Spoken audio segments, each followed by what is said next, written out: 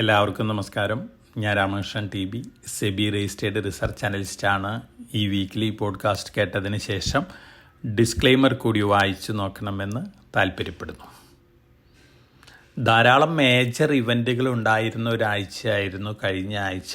Global stock മാർക്കറ്റുകൾ ഒരു mixed സെൻറ്റിമെൻ്റാണ് കഴിഞ്ഞ ആഴ്ച കാഴ്ചവെച്ചിട്ടുള്ളത്. അമേരിക്കയിൽ ഡൗ ജോൺസ് ഇൻഡെക്സ്, S&P 500 ഇൻഡെക്സുകൾ സ്ലൈറ്റ്ലി ബെറ്റർ ആയിട്ടാണ് വീക്ക് ടു വീക്ക് ക്ലോസ് ചെയ്തിരിക്കുന്നത്. അതേസമയം നാസ്ഡാക്ക്, റസൽ 2000 ഇൻഡെക്സുകൾ സ്ലൈറ്റ്ലി വീക്കായിട്ടാണ് വീക്ക് ടു വീക്ക് ക്ലോസ് ചെയ്തിരിക്കുന്നത്. ഒപ്പം യൂറോപ്യൻ മാർക്കറ്റുകൾ നോക്കുകയാണെങ്കിൽ സ്ലൈറ്റ്ലി വീക്കാണ് week to week. Asian market situation നോക്കുകയാണെങ്കിൽ ഏഷ്യയിൽ ജാപ്പനീസ് മാർക്കറ്റുകൾ, അതുപോലെ തന്നെ ഹോങ്കോങ്, കൊറിയൻ മാർക്കറ്റുകളൊക്കെയാണ് സ്ലൈറ്റ്ലി ബെറ്റർ ആയിട്ട് വീക്ക് ടു വീക്ക് ക്ലോസ് ചെയ്തിരിക്കുന്നത്. ഒപ്പം ചൈനീസ് മാർക്കറ്റുകൾ പല ഇൻഡെക്സുകളും മിക്സഡ് സെൻറ്റിമെൻറ്റിലാണ് ക്ലോസ് ചെയ്തിരിക്കുന്നത്. ചില ഇൻഡെക്സുകൾ ബെറ്റർ ആയിരുന്നു, അതേസമയം മെജോറിറ്റി ഇൻഡെക്സുകളും സ്ലൈറ്റ്ലി വീക്കായിട്ടാണ് വീക്ക് ടു വീക്ക് ക്ലോസ് ചെയ്തിരിക്കുന്നത്. ഇന്ത്യൻ മാർക്കറ്റിലെ സിറ്റുവേഷൻ നോക്കുകയാണെങ്കിൽ സെൻസസും നിഫ്റ്റിയും കഴിഞ്ഞ 5 ദിവസം, അതായത് കഴിഞ്ഞ ആഴ്ചയിലത്തെ ട്രേഡിംഗ് ഉണ്ടായിരുന്ന 5 ദിവസവും ബെറ്റർ ആയിട്ടാണ് ക്ലോസ് ചെയ്തിരുന്നത്. നല്ല വൊളാറ്റിലിറ്റി ഒക്കെ ഇന്ത്യൻ മാർക്കറ്റിൽ കണ്ടിരുന്നു. അതേസമയം ബീഹാർ അസംബ്ലി ഇലക്ഷൻ റിസൾട്ട് വെള്ളിയാഴ്ച പുറത്തു വന്നിരുന്നു. ആ ദിവസവും നല്ല രീതിയിലുള്ള വൊളാറ്റിലിറ്റി തന്നെയാണ് ഇന്ത്യൻ മാർക്കറ്റിൽ കണ്ടത് കഴിഞ്ഞ വെള്ളിയാഴ്ചയും. അത് ഗ്ലോബൽ വൊളാറ്റിലിറ്റിയുടെ ഒരു ഭാഗമായിരുന്നു. അതേസമയം അസംബ്ലി ഇലക്ഷൻ റിസൾട്ട് വന്നിരിക്കുന്ന മാർക്കറ്റിനെ സംബന്ധിച്ച് വളരെ പോസിറ്റീവായിട്ടുള്ളൊരു ഇമ്പാക്റ്റാണ് നൽകിയിട്ടുള്ളത്. അടുത്ത ദിവസങ്ങളിലും നൽകാൻ പോകുന്ന ഒരു പോസിറ്റീവായിട്ടുള്ളൊരു ഇമ്പാക്റ്റ് തന്നെയാണ്. കേന്ദ്രം ഭരിക്കുന്ന NDAക്ക് വലിയ രീതിയിലുള്ളൊരു വിജയമാണ് ബീഹാറിലുണ്ടായിരിക്കുന്നത്. അതിൻ്റെ ഒരു ഇമ്പാക്റ്റ് ഒന്നും തന്നെ മാർക്കറ്റിൽ കണ്ടിട്ടില്ല. മറിച്ചൊരു മൈനർ പോസിറ്റീവ് ഇമ്പാക്റ്റ് മാത്രമാണ് നമ്മൾ വെള്ളിയാഴ്ച കണ്ടിട്ടുള്ളൂ. അടുത്ത ദിവസങ്ങളിൽ, നാളെ അതുപോലെ തന്നെ അടുത്ത ദിവസങ്ങളിൽ നല്ല രീതിയിലുള്ള മുന്നേറ്റം നമ്മൾ ഇന്ത്യൻ മാർക്കറ്റിൽ എക്സ്പെക്റ്റ് ചെയ്യുന്നുണ്ട്. അതോടൊപ്പം തന്നെ അമേരിക്കയിൽ Q3 റിസൾട്ട് സീസൺ എൻഡ് ചെയ്യാൻ പോവാണ്. ബുധനാഴ്ചയാണ് NVIDIAയുടെ Q3 റിസൾട്ട് വരാൻ പോകുന്നത്. മാഗ്നിഫിസൻറ്റ് 7 കമ്പനികളിലെ മറ്റ് 6 കമ്പനികളിലെയും Q3 റിസൾട്ട് മുമ്പ് അനൗൺസ് ചെയ്തിരുന്നു. മെറ്റാ പ്ലാറ്റ്ഫോം മാത്രമാണ് slightly below expectations result announce ചെയ്തത്. മറ്റെല്ലാ കമ്പനികളും ബെറ്റർ ദാൻ എക്സ്പെക്റ്റേഷൻസ് ആയിരുന്നു. ഈ NVIDIA റിസൾട്ട് തീർച്ചയായിട്ടും വളരെ ഇമ്പോർട്ടൻ്റ് ആയിട്ടുള്ളൊരു ഇവൻ്റ് തന്നെയാണ്. ബുധനാഴ്ചയാണ് NVIDIAയുടെ റിസൾട്ട് വരുന്നത്. തീർച്ചയായിട്ടും അമേരിക്കയിലെ Q4, അതായത് 2025 Q4, അതായത് ഒക്ടോബർ, നവംബർ, ഡിസംബർ മാസത്തിൽ അവസാനിക്കുന്ന Q4 ബെറ്റർ ദാൻ എക്സ്പെക്റ്റേഷൻസ് ആയിരിക്കും കോർപ്പറേറ്റ് റിസൾട്ടുകൾ എന്നുള്ള റിപ്പോർട്ടുകളൊക്കെ വരുന്നുണ്ട്. ഇത് തീർച്ചയായിട്ടും അമേരിക്കൻ മാർക്കറ്റിനെ സംബന്ധിച്ച് പോസിറ്റീവ് തന്നെയാണ്. അതോടൊപ്പം തന്നെ നമ്മൾ കമോഡിറ്റികൾ നോക്കുകയാണെങ്കിൽ കഴിഞ്ഞ ആഴ്ചയിൽ വലിയ രീതിയിലുള്ള വൊളാറ്റിലിറ്റിയാണ് ഗോൾഡിൽ വീണ്ടും കണ്ടിട്ടുള്ളത്. എന്നിരുന്നാലും വീക്ക് ടു വീക്ക് നോക്കുകയാണെങ്കിൽ ഗോൾഡ് അറൗണ്ട് $80 ഹൈയിലാണ് കഴിഞ്ഞ വെള്ളിയാഴ്ച ക്ലോസ് ചെയ്തിരിക്കുന്നത്. $4080.7 പെർ ഔൺസിനാണ് സ്പോട്ട് ഗോൾഡ് ക്ലോസ് ചെയ്തിരിക്കുന്നത്.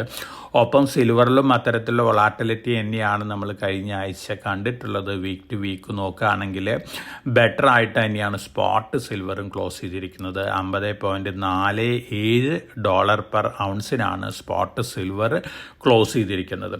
കോപ്പർ ബെറ്റർ ആയിരുന്നു week to week. Brent crude oil, natural gas, ഈ കമോഡിറ്റികളെല്ലാം ബെറ്റർ ആയിരുന്നു. അതേസമയം സിങ്ക് സ്ലൈറ്റ്ലി വീക്കായിരുന്നു. അലുമിനിയം ഓൾമോസ്റ്റ് ഫ്ലാറ്റ് ആയിരുന്നു.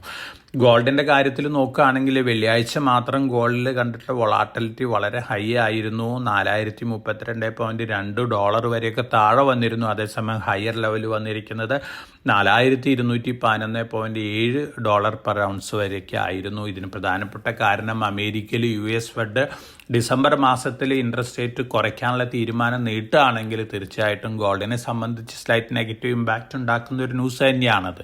അതിൻ്റെ ഒരു ഇമ്പാക്റ്റാണ് നമ്മൾ വെള്ളിയാഴ്ച കണ്ടിട്ടുള്ളത്. ഓവറോൾ കഴിഞ്ഞ ആഴ്ചയും വീക്ക് ടു വീക്ക് ഗോൾഡും സിൽവറും ബെറ്റർ ആയിട്ട് തന്നെയാണ് ക്ലോസ് ചെയ്തിരിക്കുന്നത്. അടുത്ത ദിവസങ്ങളിലും ഗോൾഡിൽ ഇത്തരത്തിലുള്ള വൊളാറ്റിലിറ്റി ഒക്കെ കണ്ടേക്കാം. സിൽവറിലും ഇത്തരത്തിലുള്ള വൊളാറ്റിലിറ്റി ഒക്കെ കണ്ടേക്കാം. പക്ഷേ ഈ രണ്ട് കമ്മോഡിറ്റികളും നല്ല രീതിയിൽ മുന്നേറാനുള്ള സാധ്യതകൾ തന്നെയാണ് കാണുന്നത്. അപ്പോൾ വൊളാറ്റിലിറ്റി എക്സ്പെക്റ്റ് ചെയ്തേക്കൂ. അതേസമയം ഒരു ബുള്ളിഷ് ബയാസ് ഗോൾഡിലും സിൽവറിലും വെച്ച് പുലർത്തുന്നതായിരിക്കും. ഒപ്പം കോപ്പർ പോലുള്ള കമ്മോഡിറ്റികളും ഇത്തരത്തിലുള്ള ഒരു പെർഫോമൻസ് കാഴ്ചവെക്കാനാണ് ചാൻസസ് കൂടുതൽ. ഇനി നമ്മൾ ഇന്ത്യൻ റുപ്പിയുടെ കാര്യം നോക്കുകയാണെങ്കിൽ കഴിഞ്ഞ ആഴ്ച ഓൾമോസ്റ്റ് ഫ്ലാറ്റ് ക്ലോസിംഗ് ആണ്. വീക്ക് ടു വീക്ക് നോക്കുകയാണെങ്കിൽ 88.74 രൂപ പെർ ഡോളറിലാണ് കഴിഞ്ഞ വെള്ളിയാഴ്ച ക്ലോസ് ചെയ്തിരിക്കുന്നത്. പ്രീവിയസ് വീക്കിൽ അത് 80.7 രൂപ പെർ ഡോളർ ആയിരുന്നു. അപ്പോൾ ഓൾമോസ്റ്റ് ഒരു സ്റ്റെബിലിറ്റിയാണ് ഇന്ത്യൻ റുപ്പിയുടെ കാര്യത്തിൽ നമ്മൾ കണ്ടിട്ടുള്ളത്. അടുത്ത ദിവസങ്ങളിൽ ഇന്ത്യൻ റുപ്പി ബെറ്റർ ആവാനുള്ള സാധ്യതകളാണ് കൂടുതൽ കാണുന്നത്. അതോടൊപ്പം തന്നെ അമേരിക്കയിൽ ട്രംപ് പല അനൗൺസ്മെൻറ്റുകളും വിഡ്രോ ചെയ്തുകൊണ്ടിരിക്കുകയാണ്. ടഫ് മെഷേഴ്സ്, താരിഫ് റിലേറ്റഡ് പല അനൗൺസ്മെൻറ്റുകളും ട്രംപ് മാറ്റിക്കൊണ്ടിരിക്കുകയാണ്. അതോടൊപ്പം തന്നെ അമേരിക്കക്കാർക്ക് ആവശ്യമായിട്ടുള്ള ബീഫ്, ടൊമാറ്റോ, കോഫി, ബനാനാസ് ഈ ഐറ്റത്തിന്മേലുള്ള ഇമ്പോർട്ട് ഡ്യൂട്ടിയൊക്കെ വീണ്ടും കുറച്ചിരിക്കുകയാണ്. പക്ഷേ ബ്രിക്സ് കൺട്രികളിൽ നിന്നുള്ള ഇമ്പോർട്ടിന്മേൽ അദ്ദേഹം കുറച്ചിട്ടില്ല. ഇതിന് പ്രധാനപ്പെട്ട കാരണം ബ്രിക്സ് ആണ് ഒരു ഇമ്പോർട്ടൻ്റ് ആയിട്ടുള്ളൊരു പ്ലെയർ ആയിട്ട് ഗ്ലോബൽ കൺട്രികളിൽ മാറാൻ പോകുന്നത്. ബ്രിക്സിൽ ഇപ്പോൾ 10 രാജ്യങ്ങളാണുള്ളത്. സൗദി അറേബ്യ ആയിരിക്കാം ഒരുപക്ഷെ 11ാമത്തെ രാജ്യമായിട്ട് വരാൻ പോകുന്നത്. പക്ഷേ ഒഫീഷ്യലി ഇതുവരെ സൗദി അറേബ്യ ജോയിൻ ചെയ്തിട്ടില്ല. ബ്രിക്സ് കൺട്രികളുടെ കാര്യം നോക്കുകയാണെങ്കിൽ 40% ഗ്ലോബൽ പോപ്പുലേഷൻ ബ്രിക്സ് കൺട്രികളിലാണ്. അതുപോലെ തന്നെ 16% ഗ്ലോബൽ GDP കോൺട്രിബ്യൂട്ട് ചെയ്യുന്നത് ബ്രിക്സ് കൺട്രികളാണ്. 8% ഓയിൽ റിസർവ് ഇപ്പോൾ ഹോൾഡ് ചെയ്യുന്നത് ബ്രിക്സ് കൺട്രികളാണ്. അതോടൊപ്പം തന്നെ 3/4 റെയർ എർത്ത് റിസർവും ഹോൾഡ് ചെയ്യുന്നത് ബ്രിക്സ് കൺട്രികളാണ്. തീർച്ചയായിട്ടും ബ്രിക്സ് കൺട്രികളുടെ ഇമ്പോർട്ടൻസ് വളരെ വളരെ വലുതാണ്. അതോടൊപ്പം തന്നെ ബ്രിക്സ് കൺട്രികളിൽ റഷ്യയുടെ മേൽ വലിയ രീതിയിലുള്ള സാങ്ഷൻസ് ഏർപ്പെടുത്തിയതിന് ശേഷം ബ്രിക്സ് കൺട്രികൾ അവരുടെ ഗോൾഡ് ഹോൾഡിങ്സ്, ഫോറക്സ് റിസർവിലുള്ള ഗോൾഡ് ഹോൾഡിങ്സും കൂട്ടിക്കൊണ്ടിരിക്കുകയാണ്. 2021 എൻഡ് ചെയ്യുമ്പോൾ 6% ആയിരുന്നു. ഇപ്പോൾ അത് 13% മാറിയിരിക്കുകയാണ്. അതേസമയം റഷ്യയുടെ ഗോൾഡ് ഹോൾഡിങ്സ് ഫോറക്സ് റിസർവിൽ 21% നിന്ന് 40% കൂടിയിരിക്കുകയാണ്. അപ്പോൾ ബ്രിക്സ് കൺട്രികൾ ഡെവലപ്പ് ചെയ്യുകയാണെങ്കിൽ തീർച്ചയായിട്ടും ഒരു കോമൺ കറൻസി ഒക്കെ വന്നേക്കാം. അപ്പോൾ അമേരിക്കനെ സംബന്ധിച്ച് ഒരു ത്രെട്ടാണ്. അതുകൊണ്ട് തന്നെ ബ്രിക്സ് കൺട്രികളിൽ മേൽ ട്രംപ് വലിയ രീതിയിലുള്ള ടാക്സസ് ഒക്കെയാണ് ഇമ്പോസ് ചെയ്യുന്നത്. പക്ഷേ അദ്ദേഹത്തിന് അത് മാറ്റാതെ നിവൃത്തിയൊന്നുമില്ല. കാരണം ബ്രിക്സ് കൺട്രികളില്ലാതെ ലോകത്തിന് മുന്നോട്ട് നീങ്ങാനായിട്ട് സാധിക്കില്ല എന്നുള്ളൊരു കാര്യം തീർച്ചയാണ്. അപ്പോൾ ഇത്തരത്തിലുള്ള ന്യൂസ് ലോസ് ഒക്കെ ഉണ്ട്. അപ്പം ഏഷ്യയിൽ നോക്കുകയാണെങ്കിൽ ജപ്പാനും ചൈനയും തമ്മിൽ ചെറിയ രീതിയിലുള്ളൊരു ജിയോ പൊളിറ്റിക്കൽ ടെൻഷനൊക്കെ ആരംഭിച്ചിട്ടുണ്ട്. കഴിഞ്ഞ ആഴ്ച ജപ്പാനിലത്തെ പുതിയ പ്രൈം മിനിസ്റ്റർ തൈവാനെ സംബന്ധിച്ച് പറഞ്ഞിട്ടുള്ള ചില സ്റ്റേറ്റ്മെൻറ്റുകളാണ് ചൈന വലിയ രീതിയിൽ നെഗറ്റീവായിട്ട് എടുത്തിട്ടുള്ളത്. അതിനനുസരിച്ച് ചൈനീസ് സിറ്റിസൺസിനോട് ജപ്പാനിലേക്ക് അധികം ട്രാവൽ ചെയ്തരുത് അത്തരത്തിലുള്ള സ്റ്റേറ്റ്മെൻറ്റൊക്കെ ചൈനയുടെ ഭാഗത്ത് വന്നിരുന്നു. അപ്പോൾ ഇത്തരത്തിലുള്ള ചെറിയ ചെറിയ ജിയോ പൊളിറ്റിക്കൽ ടെൻഷൻസ് ഒക്കെ ഉയരാനുള്ള ചാൻസസ് ഉണ്ട്. കാരണം 2027-28 കൂടിയിട്ട് തൈവാനെ ചൈന പിടിച്ചടക്കുമെന്നുള്ള ഒരു എക്സ്പെക്റ്റേഷനൊക്കെ ഉണ്ട്. പൊതുവേ ഇത്തരത്തിലുള്ള ന്യൂസ് ലോസ് ഒക്കെ ഓൾമോസ്റ്റ് ഡിസ്കൗണ്ടഡ് ആണ്. പക്ഷേ ഇത്തരത്തിലുള്ള ഇവൻറ്റുകൾ സംഭവിക്കുമ്പോൾ തീർച്ചയായിട്ടും അതിനനുസരിച്ചുള്ള നെഗറ്റീവ് റിയാക്ഷൻസ് ഒക്കെ മാർക്കറ്റുകളിൽ കാണാനുള്ള സാധ്യതകളുണ്ട്. ഇനി നമ്മളെ സംബന്ധിച്ച് മറ്റു ന്യൂസ് ഫ്ലോസ് ഒക്കെ നോക്കുകയാണെങ്കിൽ നമുക്ക് AI റിലേറ്റഡ് ന്യൂസ് ഫ്ലോസ് ഒന്ന് ചെക്ക് ചെയ്യാം. AI പ്രൊഡക്റ്റുകൾ ഏറ്റവും കൂടുതൽ AI റിലേറ്റഡ് അതുപോലെ തന്നെ എക്യുപ്മെൻറ്റുകളൊക്കെ ഏറ്റവും കൂടുതൽ ലോഞ്ച് ചെയ്യുന്നത് ഇപ്പോൾ ചൈനയാണ്. അതോടൊപ്പം തന്നെ ചൈന ഇൻട്രൊഡ്യൂസ് ചെയ്തിട്ടുള്ള AI ടൂളുകൾ, ചൈനീസ് മെയ്ഡ് AI ടൂളുകൾ നല്ല രീതിയിലാണ് ഗ്ലോബലി പെർഫോം ചെയ്തുകൊണ്ടിരിക്കുന്നത്. നമ്മൾ അമേരിക്കൻ കമ്പനികളുടെ AI ടൂളുകളും ചൈനീസ് കമ്പനികളുടെ AI ടൂളുകളൊക്കെ ആയി നോക്കുമ്പോൾ അമേരിക്കൻ കമ്പനികളുടെ പ്രൈസിനേക്കാളും 82% താഴെയാണ് ചൈനീസ് കമ്പനികൾ സ്പെൻഡ് ചെയ്യുന്നത്.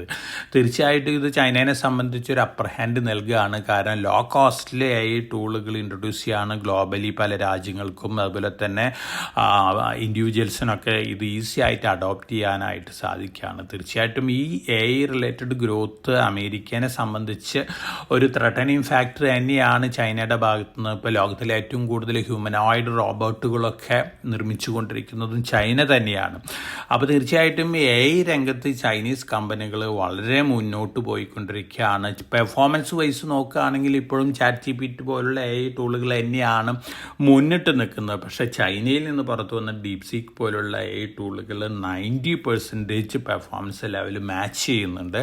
അടുത്ത ദിവസങ്ങളിൽ ഒരു പക്ഷേ ഈ പെർഫോമൻസ് ലെവലൊക്കെ ഓവർടേക്ക് ചെയ്യാനുള്ള ചാൻസസുകളുണ്ട്. അതോടൊപ്പം തന്നെ ഓപ്പൺ സോഴ്സ് AI മോഡൽ നോക്കുകയാണെങ്കിൽ ചൈനീസ് മോഡൽസാണ് അമേരിക്കൻ മോഡൽസിനേക്കാളൊക്കെ ബെറ്റർ ആയിട്ട് നിൽക്കുന്നത്. അപ്പോൾ തീർച്ചയായിട്ടും ഇത് AI രംഗത്തുള്ള ഇൻവെസ്റ്റേഴ്സിനെ സംബന്ധിച്ച് മനസ്സിൽ വെക്കാവുന്ന കാര്യങ്ങളാണ്. കാരണം ഹൈ വാല്യുവേഷൻ വരുമ്പോൾ അമേരിക്കൻ ടെക്നോളജി സ്റ്റോക്കുകളിലൊക്കെ സെൽ ഓഫ് കണ്ടേക്കാം. അതേസമയം ചൈനീസ് സ്റ്റോക്കുകളിലൊക്കെ റാലിയും കാണാനുള്ള ചാൻസസ് ഉണ്ട്. അതോടൊപ്പം തന്നെ ടെസ്ല റിലേറ്റഡ് ന്യൂസ് ഫ്ലോസ് ഒക്കെ നോക്കുകയാണെങ്കിൽ റോൺ ബാരൻ ബില്യനെയറാണ്. അദ്ദേഹം ബാരൻ ക്യാപിറ്റലിൻ്റെ ഫൗണ്ടറാണ്. അദ്ദേഹം എക്സ്പെക്റ്റ് ചെയ്യുന്നത് ടെസ്ലയുടെ സ്റ്റോക്ക് പ്രൈസ് അടുത്ത 10 വർഷത്തിനുള്ളിൽ $2,500 പെർ ഷെയർ ആയിരുന്നു. പക്ഷേ ഇപ്പോൾ അദ്ദേഹം പറയുന്നത് ടെസ്ലയുടെ സ്റ്റോക്ക് പ്രൈസ് ഒരു പക്ഷേ $10,000 പെർ ഷെയർ വരെയൊക്കെ ഉയർന്നേക്കാം എന്നുള്ള സ്റ്റേറ്റ്മെൻ്റ് ആണ്. ഓപ്റ്റിമസ് ഹ്യൂമനോയിഡ് റോബോട്ടുകളാണ് വലിയ രീതിയിൽ ടെസ്ലയ്ക്ക് ബിസിനസ് നേടിക്കൊടുക്കാൻ പോകുന്നതാണ് അദ്ദേഹത്തിൻ്റെ വിലയിരുത്തൽ. പക്ഷേ ചൈനീസ് റോബോട്ടുകളാണ് ഏറ്റവും കൂടുതൽ ചീപ്പായിട്ട് ലോകത്തിൽ ഇപ്പോൾ വിൽപ്പന നടത്തിക്കൊണ്ടിരിക്കുന്നത്. പക്ഷേ റോൺ ബാരൻ പറഞ്ഞിരിക്കുന്നത് ടെസ്ല $20,000 പെർ റോബോട്ട് പ്രൈസിൽ ഹ്യൂമനോയിഡ് റോബോട്ടുകൾ ഇൻട്രൊഡ്യൂസ് ചെയ്യും. 2026 1 മില്യൺ റോബോട്ടുകൾ, അതുപോലെ തന്നെ 2027 10 മില്യൺ റോബോട്ടുകൾ, അതിനുശേഷം ഒരു പക്ഷേ 100 ബില്യൺ റോബോട്ടുകളൊക്കെ ടെസ്ല പ്രൊഡ്യൂസ് ചെയ്തേക്കാം. ഇങ്ങനെ വരുമ്പോൾ ടെസ്ലയുടെ സ്റ്റോക്ക് പ്രൈസ് വലിയ രീതിയിൽ ഉയരും എന്ന തരത്തിലുള്ള ഒരു സ്റ്റേറ്റ്മെൻറ്റാണ് റോൺ ബാരൻ നടത്തിയിരിക്കുന്നത്. ധാരാളം അനലിസ്റ്റുകൾ ടെസ്ലയുടെ സ്റ്റോക്ക് പ്രൈസൊക്കെ അപ്ഗ്രേഡ് ചെയ്തിട്ട് ഇപ്പോൾ ട്രേഡ് ചെയ്യുന്ന അറൗണ്ട് $404 പെർ ഷെയർ ഒക്കെ തന്നെയാണ്. ഒപ്പം വാറൻ ബഫറ്റിൻ്റെ ബെർഷർ ഹാത്തവേ വളരെ ഫേമസ് ആയിട്ടുള്ള ഒരു ഇൻസ്റ്റിറ്റ്യൂഷനാണ്. അവരേതാണ് സ്റ്റോക്കുകൾ വാങ്ങുന്ന ആ സ്റ്റോക്കുകളൊക്കെ ലോങ് റണ്ണിൽ നല്ല രീതിയിൽ മുന്നേറിയിട്ടുണ്ട്. വർഷങ്ങൾക്ക് മുമ്പ് ഏറ്റവും കൂടുതൽ അവർ അക്വയർ തരുന്ന ആപ്പിൾ ആയിരുന്നു. പക്ഷേ ഇപ്പോൾ ആപ്പിൾ വിറ്റുകൊണ്ടിരിക്കുകയാണ്. കഴിഞ്ഞ ക്വാർട്ടറിൽ അവർ ഏറ്റവും കൂടുതൽ വാങ്ങിയിരിക്കുന്ന ആൽഫബറ്റ് സ്റ്റോക്കാണ്. 17.85 മില്യൺ ഷെയറുകൾ വാങ്ങിയിട്ടുണ്ട്. ആൽഫബറ്റിനെ സംബന്ധിച്ച് വളരെ പോസിറ്റീവായിട്ടുള്ള ന്യൂസ് തന്നെയാണ്. കാരണം ബെർക്ഷർ ഹാത്തവേ വാങ്ങുന്നത് ലോങ് ടൈം പോയിന്റ് ഓഫ് വ്യൂലാണ്. ആപ്പിളൊക്കെ വാങ്ങിയിരിക്കുന്ന പ്രൈസ് നോക്കുകയാണെങ്കിൽ മൾട്ടി ബാഗർ ഗെയിൻസ് ആണ്. ഇപ്പോഴും വാറൻ ബഫറ്റിൻ്റെ ഹോൾഡിങ്സിൽ ആപ്പിൾ തന്നെയാണ് ടോപ്പ് ഹോൾഡിങ്. 10th ലാർജസ്റ്റ് ഇപ്പോൾ ആൽഫബറ്റ് ആണ്. അപ്പോൾ ഫോറിൻ സ്റ്റോക്കുകളിൽ ഇൻവെസ്റ്റ് ചെയ്യുന്ന ഇൻവെസ്റ്റേഴ്സിന് അതുപോലെ തന്നെ NRIസിനൊക്കെ Alphabet long time point of view വാങ്ങി വയ്ക്കാവുന്ന ഒരു സ്റ്റോക്കാണ്. വാറൻ ബഫറ്റ് വളരെ ബുള്ളിഷാണ്. അതോടൊപ്പം തന്നെ നമ്മൾ ആൽഫബറ്റിൻ്റെ പെർഫോമൻസ് അതുപോലെ തന്നെ ക്വാണ്ടം കമ്പ്യൂട്ടിംഗ് രംഗത്തുള്ള ഡെവലപ്മെൻറ്റുകളൊക്കെ നോക്കുമ്പോൾ ആൽഫബറ്റ് നല്ല രീതിയിൽ മുന്നേറിയേക്കാം. അപ്പോൾ ഫോറിൻ ഷെയർസ് വാങ്ങുന്ന ഇൻവെസ്റ്റേഴ്സിന് ലോങ് ടൈമിലേക്ക് വാങ്ങാവുന്നൊരു സ്റ്റോക്കാണ് ആൽഫബറ്റ്. ഇനി നമ്മൾ നമ്മുടെ മാർക്കറ്റിലത്തെ സ്റ്റോക്ക് സ്പെസിഫിക് ആയിട്ടുള്ള ന്യൂസ് ഫ്ലോസ് ഒക്കെ നോക്കുകയാണെങ്കിൽ ആംബർ എൻ്റർപ്രൈസസ് വീണ്ടും ഒരു പ്രിൻറ്റഡ് സർക്യൂട്ട് ബോർഡ് കമ്പനീനെ മേക്കറെ അക്യൂർ ചെയ്തിരിക്കുകയാണ്. പൂനെ ബേസ്ഡ് കമ്പനിയാണ്. ഷോഗിനി ടെക്നോ ആർട്സ് എന്ന് പറയുന്നൊരു കമ്പനിയാണ്. ആംബറിനെ സംബന്ധിച്ച് നോക്കുകയാണെങ്കിൽ PCB മേക്കിംഗ് രംഗത്ത് വളരെ പ്രോമിസിങ് ആയിട്ടുള്ളൊരു കമ്പനിയാണ്. ധാരാളം അക്വിസിഷൻസ് ഒക്കെ നടത്തിയിരുന്നു. തീർച്ചയായിട്ടും അതിൻ്റെ ഇമ്പാക്റ്റ് ലോങ് റണ്ണിൽ കിട്ടാനുള്ള സാധ്യതകളുണ്ട്. അതോടൊപ്പം തന്നെ അനന്തരാജ് എൻ്റർപ്രൈസസ് നമ്മൾ മുമ്പ് സജസ്റ്റ് ചെയ്തിരുന്ന സ്റ്റോക്കാണ്. നമ്മുടെ ഇൻവെസ്റ്റേഴ്സിന് നല്ല മൾട്ടി ബാഗർ ഗെയിൻസ് കൊടുത്തിട്ടുള്ളൊരു സ്റ്റോക്കും കൂടിയാണ്. ആന്ധ്രാപ്രദേശിലേക്ക് എൻ്റർ ചെയ്യാണ്. 4,500 കോടി രൂപയാണ് സ്പെൻഡ് ചെയ്യാൻ പോകുന്നത്. ഡാറ്റാ സെൻറ്ററുകൾക്ക് വേണ്ടിയാണ്. തീർച്ചയായിട്ടും ഈ ന്യൂസും അനന്തരാജ് എൻ്റർപ്രൈസസിനെ സംബന്ധിച്ച് പോസിറ്റീവ് ഇമ്പാക്റ്റ് നൽകുന്ന ന്യൂസ് തന്നെയാണ്. അതോടൊപ്പം തന്നെ നമ്മൾ കഴിഞ്ഞ ആഴ്ചയിലൊക്കെ ധാരാളം ന്യൂസ് ഫ്ലോസ് കണ്ടിരുന്നു. ഏറ്റവും ഇമ്പോർട്ടൻ്റ് ആയിട്ടുള്ളൊരു ന്യൂസ് എന്ന് പറയുന്നത് അല്ലെങ്കിൽ ഏറ്റവും കൂടുതൽ ഇമ്പോർട്ടൻ്റ് ആയിട്ടുള്ള ഡിസിഷൻസ് എടുത്തിട്ടുള്ളൊരു കമ്പനി NBCC ആണ്. ഓസ്ട്രേലിയയിലേക്ക് എൻ്റർ ചെയ്തിരുന്നു. അതുപോലെ തന്നെ UAEയിലേക്കും കൂടി എൻ്റർ ചെയ്തിരിക്കുകയാണ്. ഈ കമ്പനീനെ സംബന്ധിച്ച് നോക്കുകയാണെങ്കിൽ ഗവൺമെൻറ് ഓൺഡ് കമ്പനിയാണ്. 6 പതിറ്റാണ്ടായിട്ട് ഇന്ത്യയിലെ ഗവൺമെൻറ് ഓഫീസുകൾ അതുപോലെ തന്നെ ധാരാളം ഇൻസ്റ്റിറ്റ്യൂഷൻസ് ഒക്കെ നിർമ്മിച്ചിട്ടുള്ള കമ്പനിയാണ്. തീർച്ചയായിട്ടും ഓസ്ട്രേലിയൻ എൻട്രി UAE എൻട്രി ഒക്കെ ഈ കമ്പനിക്ക് ലോങ് റണ്ണിൽ നല്ല പോസിറ്റീവ് ഇമ്പാക്റ്റ് നേടിക്കൊടുക്കും എന്നുള്ളൊരു എക്സ്പെക്റ്റേഷനാണുള്ളത്. ഒപ്പം നമ്മളെ സംബന്ധിച്ച് മറ്റു ന്യൂസ് ഫ്ലോസ് ഒക്കെ നോക്കുകയാണെങ്കിൽ Q2 റിസൾട്ടുകൾ തന്നെയാണ് ഏറ്റവും കൂടുതലായിട്ടുള്ള ഒരു മേജർ പോസിറ്റീവ് ഇമ്പാക്റ്റ് നൽകുന്ന ഇവൻ്റ് ആയിട്ടുണ്ടായിരുന്നത്. Q2 സീസൺ എൻഡ് ചെയ്തിരിക്കുകയാണ്. കഴിഞ്ഞ 15-ാം തീയതിയോടുകൂടി Q2 സീസൺ എൻഡ് ചെയ്തിരിക്കുകയാണ്. നമ്മുടെ ഓവറോൾ പെർഫോമൻസ് നോക്കുകയാണെങ്കിൽ ഇയർ ടു ഇയർ നോക്കുകയാണെങ്കിൽ റവന്യൂ ഗ്രോത്ത് അറൗണ്ട് 9-10% ആണ്. അതേസമയം ഏണിങ്സ് ഗ്രോത്ത് നോക്കുകയാണെങ്കിൽ അറൗണ്ട് 16% ആണ് Q2 പോസ്റ്റ് ചെയ്തിരിക്കുന്നത്. ക്വാർട്ടർ ടു ക്വാർട്ടർ നോക്കുകയാണെങ്കിൽ റവന്യൂ ഗ്രോത്ത് അറൗണ്ട് 9% ആണ്. ഏണിങ്സ് ഗ്രോത്ത് നോക്കുകയാണെങ്കിൽ 11-12% ആണ്. ബെറ്റർ ദാൻ എക്സ്പെക്റ്റേഷൻസ് ആണ്, സ്ലൈറ്റ്ലി ബെറ്റർ ദാൻ എക്സ്പെക്റ്റേഷൻസ് ആണ്. അതിൻ്റെ ഒരു പോസിറ്റീവ് ഇമ്പാക്റ്റ് കൂടി നമുക്ക് നാളെ മുതൽ മാർക്കറ്റിൽ കാണാനായിട്ട് സാധിക്കും. അതോടൊപ്പം തന്നെ Q4 നമ്മൾ Q3 നമ്മൾ എക്സ്പെക്റ്റ് ചെയ്യുന്നത് ബെറ്റർ ദാൻ എക്സ്പെക്റ്റേഷൻസ് ആണ്. കാരണം GST റിഡക്ഷൻ വന്നിട്ടുണ്ട്. ഒപ്പം താരിഫ് റിലേറ്റഡ് അനൗൺസ്മെൻ്റ് ഒക്കെ ഒരുപക്ഷെ ട്രംപിൻ്റെ ഭാഗത്തു നിന്ന് വന്നേക്കാം. ഓവറോൾ നമ്മൾ Q3 എക്സ്പെക്റ്റ് ചെയ്യുന്നത് ബെറ്റർ റിസൾട്ടുകൾ തന്നെയാണ്. അതുകൊണ്ട് തന്നെ ഇന്ത്യൻ മാർക്കറ്റ് അടുത്ത ദിവസങ്ങളിലും ഒരു പോസിറ്റീവ് റിയാക്ഷൻ കാണിക്കാനുള്ള സാധ്യതകളുണ്ട്. ഒപ്പം ഫോറിൻ പോർട്ട്ഫോളിയോ ഇൻവെസ്റ്റേഴ്സ് ഇപ്പോൾ കണ്ടിന്യൂസ് സെല്ലേഴ്സ് ആണ്. പക്ഷേ കഴിഞ്ഞ വെള്ളിയാഴ്ച വീണ്ടും ബയേഴ്സ് ആയിട്ട് മാറിയിരിക്കുകയാണ്. ഫോറിൻ പോർട്ട്ഫോളിയോ ഇൻവെസ്റ്റേഴ്സ് ഇന്ത്യൻ മാർക്കറ്റിലേക്ക് വീണ്ടും തിരിച്ചു വരികയാണെങ്കിൽ അതിൻ്റെ ഒരു പോസിറ്റീവ് ഇമ്പാക്റ്റ് ഒക്കെ ഉണ്ടായേക്കാം. ഇപ്പോൾ ഇന്ത്യൻ ഇൻസ്റ്റിറ്റ്യൂഷൻ്റെ കയ്യിലും റീറ്റെയിലേഴ്സിൻ്റെ കയ്യിലാണ് ഇന്ത്യൻ മാർക്കറ്റിൻ്റെ കൺട്രോൾ ഉള്ളത്. വളരെ പോസിറ്റീവാണ്. കാരണം ഇന്ത്യൻ മാർക്കറ്റിൽ അത്രയ്ക്കും മെച്യൂരിറ്റി നേടിയിരിക്കുന്നു എന്നുള്ള ഒരു കാര്യമാണ് ഇതുകൊണ്ട് നമ്മൾ അർത്ഥമാക്കുന്നത്. അപ്പോൾ തീർച്ചയായിട്ടും ഇന്ത്യനെ സംബന്ധിച്ച് നല്ല ഡേയ്സ് തന്നെയാണ് ഹെഡ്. ഓൾമോസ്റ്റ് എല്ലാ നെഗറ്റീവ് ന്യൂസ് ഫ്ലോസും ഡിസ്കൗണ്ടഡ് ആണ്. ബീഹാർ അസംബ്ലി ഇലക്ഷനും കഴിഞ്ഞു. വലിയ രീതിയിലുള്ള ഒരു റിസൾട്ട് തന്നെയാണ് ബീഹാറിലും വന്നിരിക്കുന്നത്. അതിൻ്റെ ഒരു ഇമ്പാക്റ്റ് മാർക്കറ്റിൽ നാളെ മുതൽ കാണാനായിട്ട് സാധിക്കും. ഒപ്പം നമ്മൾ Q2 റിസൾട്ടുകൾ കഴിഞ്ഞ ആഴ്ചയിൽ പുറത്തുവിട്ടിട്ടുള്ള റിസൾട്ടുകളുടെ കാര്യം നോക്കുകയാണെങ്കിൽ നമ്മുടെ കേരളത്തിൽ നിന്നുള്ള മുത്തൂറ്റ് ഫൈനാൻസ് തന്നെയാണ് എക്സലൻറ്റ് റിസൾട്ട് കാഴ്ചവെച്ചിട്ടുള്ളത്. 80-90% ആണ് ഏണിങ്സ്. അതുപോലെ തന്നെ ടോപ്പ് ലൈനൊക്കെ ഗ്രോത്ത് പോസ്റ്റ് ചെയ്തിരിക്കുന്നത്. വളരെ പോസിറ്റീവായിട്ടുള്ള ഒരു റിസൾട്ട് തന്നെയായിരുന്നത്. അതുപോലെ തന്നെ ഗ്ലെൻമാർ ഫാർമ എക്സലൻറ്റ് റിസൾട്ടാണ് പോസ്റ്റ് ചെയ്തിരിക്കുന്നത്. ജൂബിലൻ ഫുഡ് എക്സലൻറ്റ് റിസൾട്ടാണ്. BSE എക്സലൻറ്റ് റിസൾട്ടാണ്. Data patterns, Ather Industries, KEC international, Syrma SGS, ആക്സിക്കേറ്റ് technologies, Rubicon research, Max Health care, അതുപോലെ തന്നെ ഹിന്ദുസ്ഥാൻ ഓയിൽ എക്സ്പ്ലോറേഷൻ കമ്പനി, ഈ കമ്പനികളൊക്കെയാണ് ബെറ്റർ ദാൻ എക്സ്പെക്റ്റേഷൻസ് Q2 റിസൾട്ടുകൾ പുറത്ത് വിട്ടിരിക്കുന്നത്. തീർച്ചയായിട്ടും അതിൻ്റെ ഇമ്പാക്റ്റൊക്കെ അടുത്ത ദിവസങ്ങളിൽ ഈ സ്റ്റോക്കുകളിൽ വീണ്ടും കാണാനുള്ള സാധ്യതകളുണ്ട്. അതോടൊപ്പം തന്നെ IPO മാർക്കറ്റ് നോക്കുകയാണെങ്കിൽ നമ്മൾ കഴിഞ്ഞ ആഴ്ച സജസ്റ്റ് ചെയ്തെന്ന ടെനിക്കോ 61.79 ടൈംസാണ് ക്ലോസിംഗ് ഡേയ്സ്. ഓവർ സബ്സ്ക്രിപ്ഷൻ വന്നിരിക്കുന്നത്. അമേരിക്കൻ കമ്പനിയുടെ ഒരു ഇന്ത്യൻ സബ്സിഡിയറിയാണ്. നല്ല ലിസ്റ്റിംഗ് ഗെയിനോടുകൂടി ലിസ്റ്റ് ചെയ്യാനുള്ള സാധ്യതകളാണ് കാണുന്നത്. ഈ ആഴ്ചയിൽ 2 IPOs മാത്രമേ ഉള്ളൂ. ഒരു IPO മെയിൻ ബോർഡിലും ഒരു IPO BSE SMEയിലാണ്. മെയിൻ ബോർഡിലുള്ളൊരു IPO എക്സൽ സോഫ്റ്റ് ആണ്. ഇത് സാസ് റിലേറ്റഡ് സോഫ്റ്റ്വെയർ സൊല്യൂഷൻസ് നൽകുന്ന ഒരു കമ്പനിയാണ്. 19-ാം തീയതി തന്നെയാണ് ഈ IPO ഓപ്പൺ ചെയ്യുന്നത്. BSE SMEയിലുള്ള IPO ഗലാഡ് സ്റ്റീല് 19-ാം തീയതി തന്നെയാണ് ഓപ്പൺ ചെയ്യുന്നത്. അതേസമയം ഇപ്പോൾ ഓൺഗോയിങ് ഒരു IPO ഉണ്ട്, കാപ്പിലറി ടെക്നോളജീസ് ലിമിറ്റഡ്. സാസ് കമ്പനിയാണ്. മേജറായിട്ടുള്ള സ്പെഷ്യലൈസേഷൻ കസ്റ്റമർ ലോയൽറ്റി പ്രോഗ്രാമിലാണ്. നല്ലൊരു കമ്പനിയാണ്. പക്ഷേ IPO വന്നിരിക്കുന്നത് ഹൈ PEയിലാണ്. അതുകൊണ്ട് തന്നെ ഞാൻ വലിയ രീതിയിലുള്ള ഗെയിൻ ഒന്നും തന്നെ ലിസ്റ്റ് ചെയ്യുമ്പോൾ എക്സ്പെക്റ്റ് ചെയ്യുന്നില്ല. മറിച്ചൊരു മൈനർ ലിസ്റ്റിംഗ് ഗെയിൻ കിട്ടാനുള്ള ചാൻസസ് ഉണ്ട്. കാരണം ടാഗൊക്കെ ഈ കമ്പനിയുടെ പല സ്റ്റേറ്റ്മെൻറ്റിലും ഉണ്ട്. അതിൻ്റെ ഒരു ഇമ്പാക്റ്റ് ഒരു പക്ഷേ ലഭിക്കാനുള്ള സാധ്യതകളുണ്ടെന്ന് മാത്രം. അപ്പോൾ ഓവറോൾ ഇതൊക്കെയാണ് മാർക്കറ്റ് ന്യൂസ് ഫ്ലോസ്. നമ്മളെ സംബന്ധിച്ച് മേജറായിട്ടുള്ള ഇവൻറ്റുകളെല്ലാം തന്നെ കഴിഞ്ഞിരിക്കുകയാണ്. Q2 റിസൾട്ട് സീസൺ എൻഡ് ചെയ്തിരിക്കുകയാണ്.